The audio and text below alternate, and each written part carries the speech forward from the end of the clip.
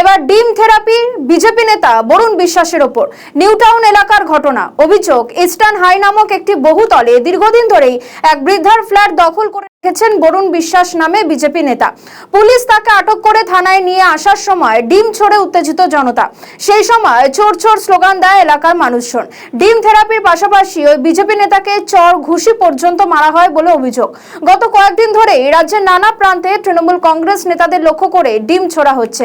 ডিম থেরাপির পাশাপাশি তাদের ঘিরে চোর চোর স্লোগানও দেওয়া হচ্ছে। আর বৃহস্পতিবার রাতে এবার ডিম থেরাপির শিকার হলেন বিজেপি নেতা। রাজ্যে বোধহয় এই প্রথম কোনো বিজেপি নেতাকে ডিম ছুঁড়ে মারার ঘটনা ঘটলো।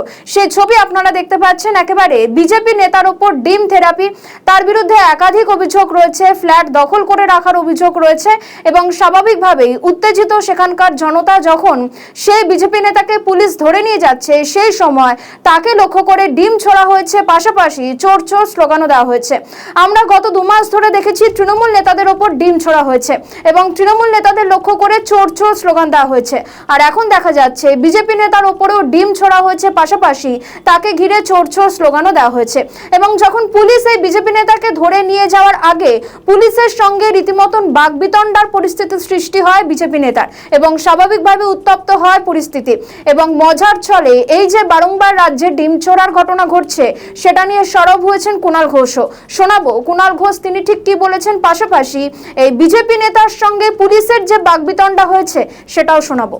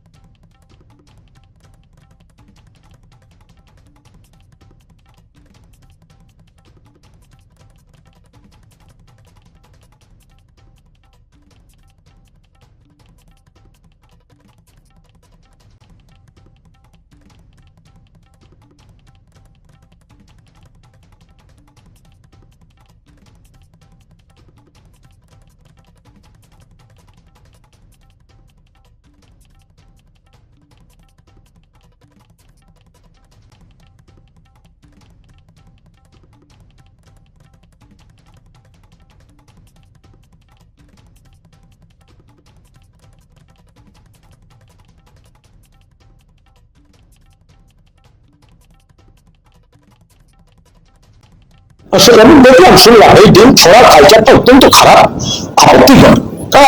কাকে মারছেন? এটা যে নিরস্ত্রী তাকে এসে একটা ডিম ছোড়া, এই এসে তো কোনো বিরক্ত হতে পারে না। মিড ডে মিলে বাচ্চাদের ডিম বন্ধ করে দিয়ে কিছু লোককে দামে ডিমগুলোকে সেখানে নষ্ট করছে, যারা বাচ্চাদের ডিম না।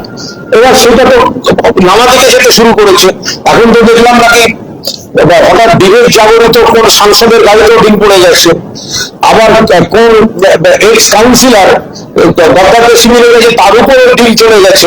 আবার দেখলাম বিজেপির কোন নেতা, তার উপরেও ডিম চলে গেছে। ডিম তো আত্মঘাতী ডিমে পরিণত হয়েছে। ফলে ডিমের এক ধরনের ব্যাপার ছিল উপকারিতা, এখন আবার আত্মঘাতী উপকারিতার আর একটা দিক, আর একটা দরজা খুলে যাচ্ছে।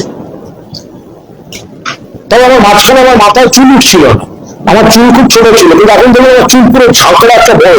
এটা কিন্তু ডিমটা যেদিন আমার লেগেছিল, আমার চুলে কিন্তু একটা পজিটিভ এফেক্ট, যে মানে শ্যাম্পু ট্যাম্পুর থেকে আমার ডিমটা ভালো এফেক্ট। এখন কতটা চুল আমার দেখুন আবার কাটতে হয় না।